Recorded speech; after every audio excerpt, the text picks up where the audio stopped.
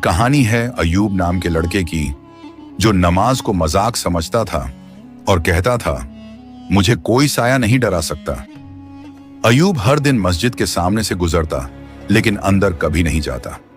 एक दिन दोस्तों के साथ बहस के बाद उसने गुस्से में कहा, मैं आज रात उस पुरानी हवेली में अकेला जाऊंगा और सबको दिखाऊंगा कि कोई छिन्न भिन्न नहीं होता। विजुअल: रात की हवेली, काला आसमान, दूर से अजान की आवाज।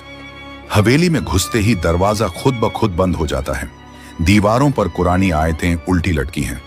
पीछे से फुसफुसाहट आती है, तू बहुत दूर निकल आया है, अब लौटना आसान नहीं। अयूब पीछे मुड़ता है। एक लंबा साया काले धुएं में लिपटा उसकी तरफ धीरे धीरे बढ़ रहा है। वो चीखता है, कौन है तू? साया: मैं वो हूं जिसे तू हर नमाज छोड़कर बुलाता आया है।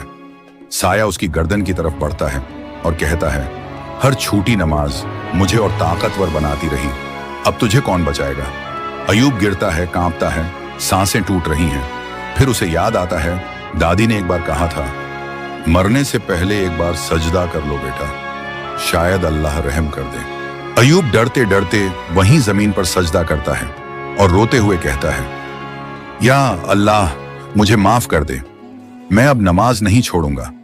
अचानक जमीन हिलती है और हवेली की दीवारों से रोशनी निकलती है।